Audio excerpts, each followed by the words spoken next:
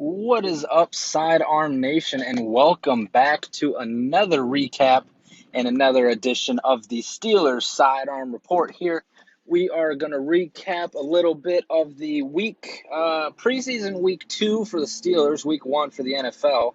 Steelers against the Eagles matchup that occurred last night over on the NFL Network and Game Pass and everything. So the Steelers went out there and got a dub on the football field. Winning, I believe the final score was 24-16. It could be wrong, but that rings a bell. Got a lot of players on the field tonight. That was kind of the main goal, I think. Still the biggest of names held out there along the lineups, but you had some guys making their first appearance for the Steelers here. You had Trey Turner was out there. I thought he was out there last week, but I was mistaken. He made his debut tonight. Melvin Ingram, another guy out there that was able to get some reps and able to play. Chukwuma Okorafor out there. Kevin Dotson, getting some guys back on the O-line I think is huge. Kevin Donson playing with the twos. Coward got to start at left guard there. So, real quick about Kevin Dotson, I think he played a phenomenal game last night. He looked healthy. He looked his normal self. So he will probably be running with the ones. As Mike Tomlin said, I think he might have earned it now. But we'll see. Mike Tomlin might still hold his grudge against him. Who knows? It's been a weird surrounding Kevin Dotson and Mike Tomlin. It's like they've been bickering the past 2 seasons. But regardless, he was back tonight playing well, getting some snaps there, which was much needed. Cody White, wide receiver there, finally able to hit the field. And he was a big target there of Haskins tonight. And we'll get to the quarterbacks here in a bit. But just speaking about the new guys that got to see the field tonight, Cody White was one of them. Another guy returning to action, Terrell Edmonds, able to get on the field there a little bit tonight. But as far as guys that were still held out, your Tuitt, Hayward, Watt, Minka, all out there. So the defense wasn't looking, it's still not at full go there. And you could kind of tell against the ones, they were missing some speed and some talent basically on that defense heading into the game. But, with a couple of the plays that the Eagles had.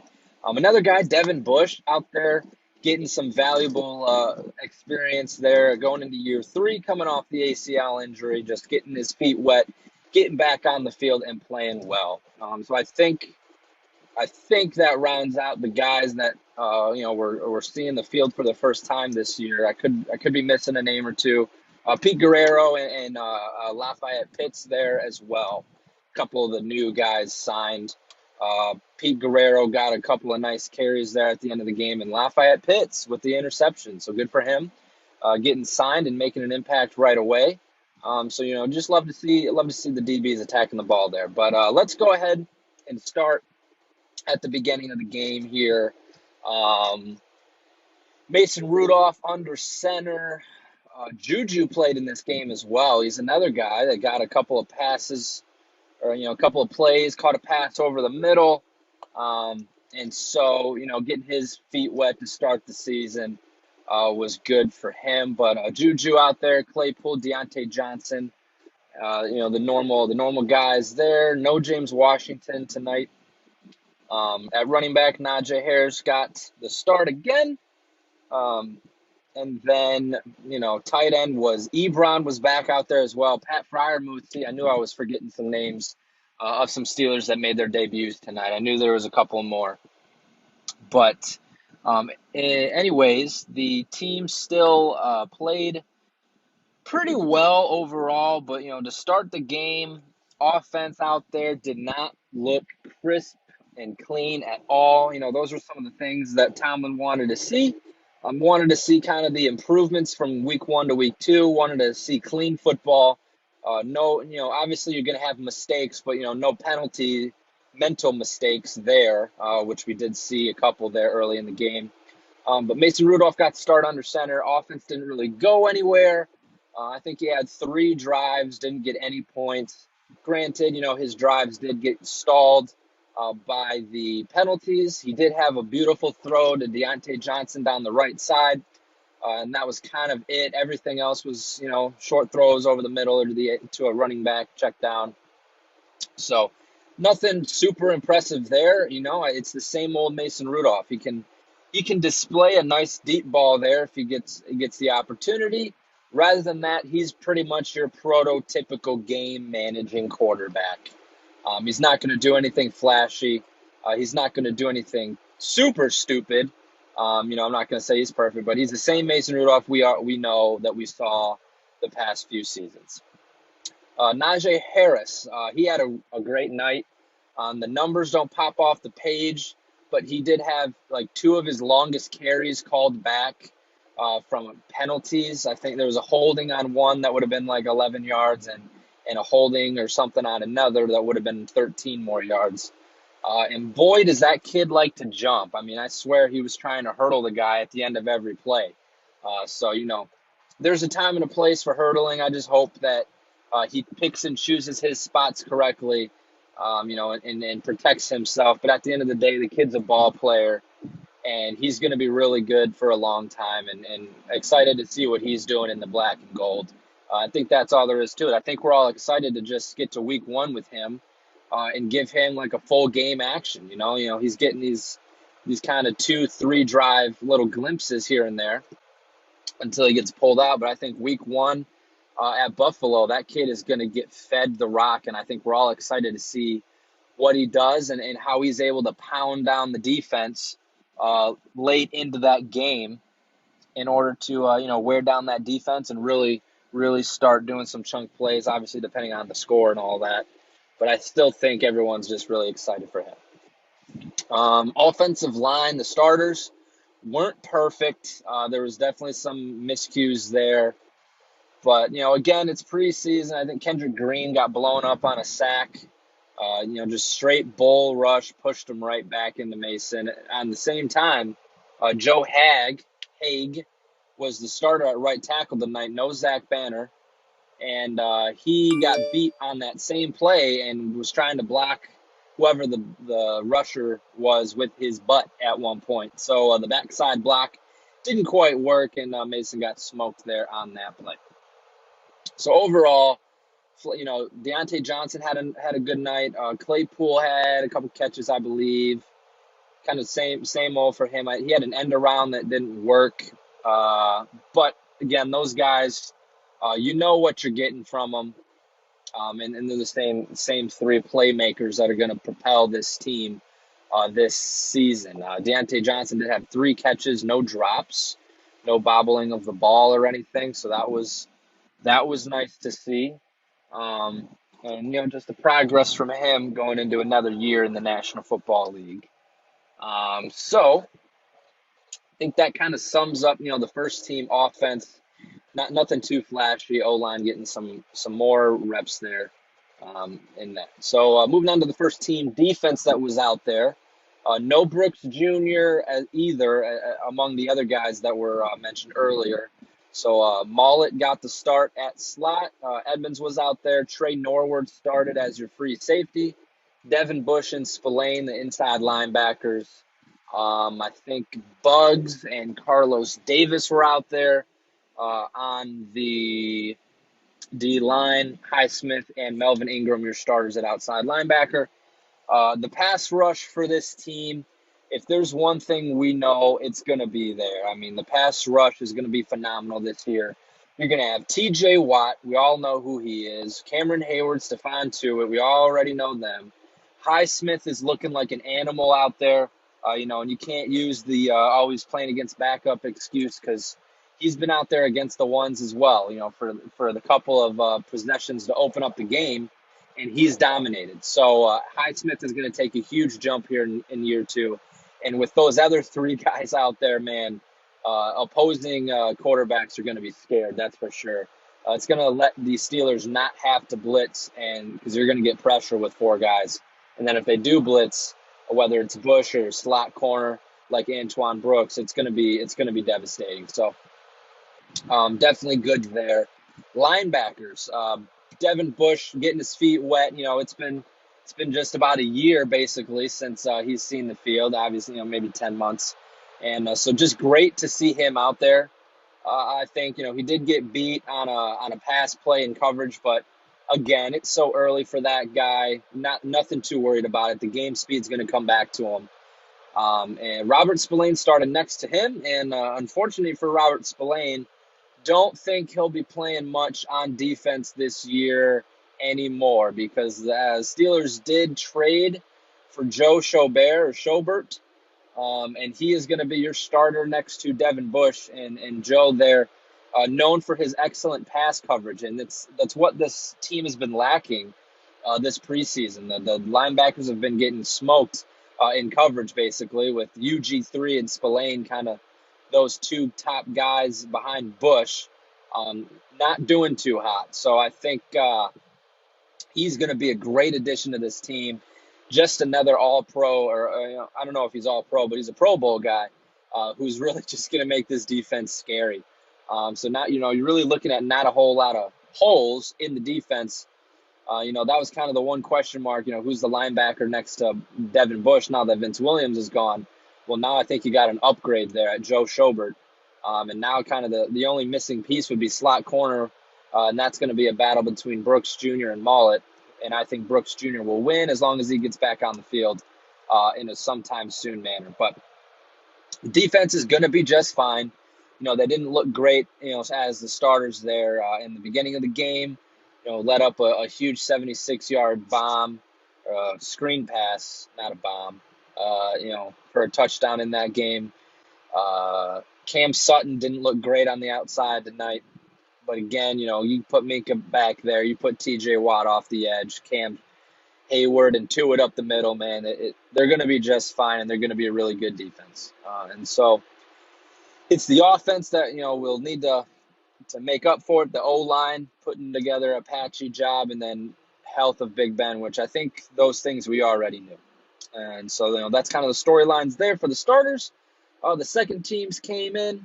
Going back to the offensive side, Simba, Dwayne Haskins came into the game, and he put on a performance.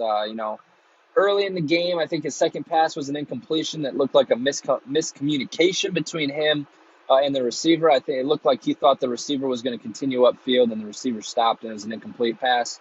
Rather than that, I think he started 13 of 14 completion-wise, and, just looked really good.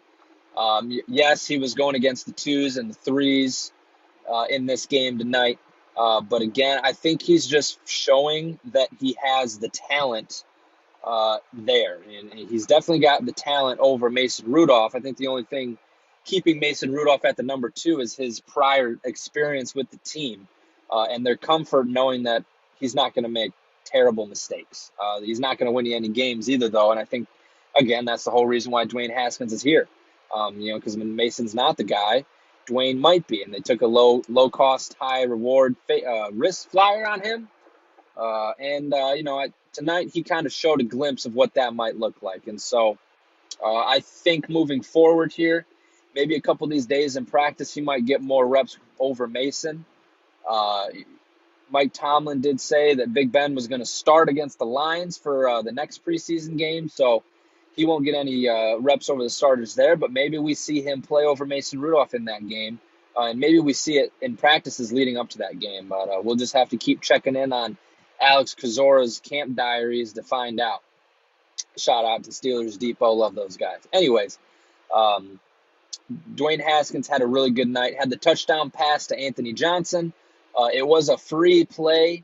Offsides call, had to go around a rusher there and move to his right out of the pocket, threw back to the middle of the field. Anthony Johnson was waiting there about 25 yards downfield with nobody within 15 yards of him. But again, had to move out of the pocket, keep his eyes downfield, and made a strong throw on the run to Anthony Johnson there, so looked pretty good. And Mike Tomlin was very pleased with him as well. It's nothing that we notice right away, but he said, Haskins was going through his second, third, fourth read sometimes and making the right decision and making plays. And I think the big thing here was he had a lot of third down conversions, something that Mason Rudolph did not do when he was on the field. And so that was a big thing for Dwayne Haskins tonight, able to just, make the play, make the routine play, and then make some splash plays. Had a really nice throw up the seam to Cody White, so that was great to see, especially Cody White getting on the field. Again, Cody White was Dwayne Haskins' favorite target tonight, it seemed. Made a couple of nice catches over the middle and up the seam. And then again, later in the game, Haskins made a nice shot throw down the left sideline to an open man. I forget who it was. Might have been Rico Bussey or Cody White. I don't remember. But another nice throw there for about 25 yards. So definitely, Haskins displaying his ability to push the football down the field and displaying his talent level that got him drafted in the first round. So it'll be great to see those guys continue to battle moving forward. I think that's what everyone wants to know there. Running back Anthony McFarland looked pretty good. Had a couple of nice runs, had a touchdown run early in the game, just showcasing his speed and hopefully the step that he's looking to make there in year 2. Kevin Dotson again came in with that second team O-line, and he played great. He looked like a man amongst children there. He looked like he was the starter going up against 2s and 3s. He really did. He was pushing guys around, pulling really nicely. His ankle looked healthy. So it was just good to see him get out there and play like we know he can. So yeah, I think amongst that second group of wide receivers, Cody White stood out the most. There was a reason the Steelers didn't put him on IR after he missed, the first week and a half of training camp with a hamstring injury. They wanted to see what the kid had, amongst those other wide receivers there on the bottom of the depth chart. And I think he showed a little bit of that last night. And I hope that he can continue to build upon that moving forward. And he might be able to stick around as that sixth man on the depth chart. We'll see what he can do in special teams game. And overall, we'll just see what happens. If not, I think he might be your guy over Anthony Johnson for the practice squad. Maybe they keep both of those guys. Who knows? But you're 5 going into the regular season, so it's not that big of a worry. Rather than that, I think that kind of wraps up the second team offense. I'll just hit the third team offense real quick. Josh Dobbs came in trying to build upon his really strong performance against the Cowboys, and first play that he's in there, he throws an interception in what looked to be at least double coverage, maybe triple coverage. There's 2 Cowboys were the 2 closest players to the ball as opposed to any Steeler. So not what you want to see there. And, I think Dobbs needed to play perfect in every chance he got this year. I know it's just one blemish, but I think, that's all it's going to take there to push him off the roster. We'll see if they keep him around on the practice squad. I think he'd be great value on the practice squad because we know how useful he is during the games on the sideline for Ben. But rather than that, if he wants to be on the practice squad, a 5th, 6th year QB, that's never going to get a chance in Pittsburgh. So, he had his chance a couple years ago as a number 2 and then got passed by Rudolph there for the number 3. So that was kind of that. Again, Pete Guerrero, a couple nice runs there. And then nothing that stood out to me for the third team offense significantly. Jordan Berry, a couple nice punts tonight. And then the offense did not punt in the second half when it looked like Presley Harvin III would have gotten some opportunities again. So I guess we'll just have to stay tuned to next week and see what happens amongst that battle. But again, I think you have 2 good punters. I think you can hang on to Presley Harvin and then trade Jordan Berry for a pick. They did that a couple years ago with Brad Wing. And, there's teams out there that need punting help. So, I think Jordan Berry can fetch a 7th round pick, which right there makes up for your trade to get Joe Schobert. So I think Kevin Colbert's going to work his magic there and put the Steelers in a good position. Moving over to the defense, a good showing again from some of those young guys, Jameer Jones, Quincy Roche, Isaiah Loudermilk, all made some impact plays tonight, played really well. I think Carlos Davis didn't look too bad.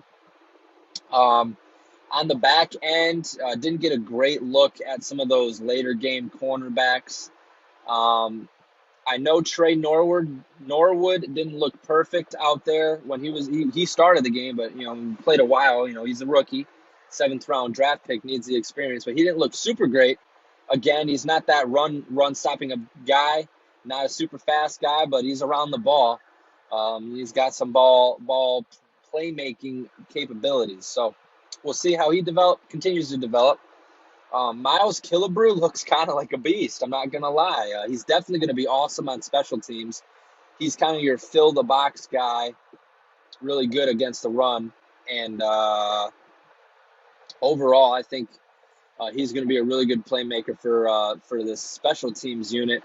And then he'll get in to the game on defense should he need. Hopefully he does not need to, if that makes sense. So rather than that, that's kind of a wrap-up there of the defense. I'm just going to kind of think if there's any more names that come to mind. You know, the cornerbacks, like Shakur Brown, Donovan Steiner, Mark Gilbert. I didn't notice anything immediately through the first watch of things there. Justin Lane did get a pick in the game. However, it was thrown right to him. If the ball was thrown at the receiver, it would have been a completion about a yard in front of Justin Lane. So I don't think he's looking too hot. We'll see how his roster spot plays out. And then Lafayette Pitts made that play on the football there late in the game and got himself an interception right after being signed. So happy for him. Getting to make some plays on the football. So, we'll see if he can carve himself away to maybe the practice squad or something this year. So overall, the Steelers got a comeback victory, so you can't complain there. Dwayne Haskins shined. Kevin Dotson shined. A couple of them young guys on the defense played really well. So overall, I don't think you can be mad. No major injuries coming out of this game. O-line got some experience together. So I think, you just got to be happy that we made it another week with no major injuries. I think that's the real key here. And then the guys got experience that needed it. So overall, happy with how that preseason game went. And the Steelers win. So can never be upset about that. So that's kind of the wrap up there. Moving forward, excited for week 3 against the Lions. Big Ben's going to see the field. We'll get to see what he looks like in the offense. If he has any kind of designed rollouts like these other QBs have been doing, or kind of what that starting group looks like. We'll get a little glimpse of what the regular season might hold for us early against the Lions there, and maybe a TJ Watt contract extension before then. So I know that's on the horizon too, kind of holding him out. So we'll see how that all plays out. And rather than that, I think as Steelers Nation, we just got to be looking forward to the season, and we're getting there slowly but surely. And eventually we're going to be there. We're going to be watching Steelers football that matters. So I think we're all going to be excited for that. So if you made it this far, thank you for listening to the show. If you're watching on YouTube, leave a like and follow. Follow along on Spotify or wherever you get your podcasts, or watching on YouTube. Make sure to do whatever it is to make sure you come back for the next episode. So after all that, Steelers Nation, thank you for listening to the show, and I hope you all have a great weekend, and I will see you guys next time.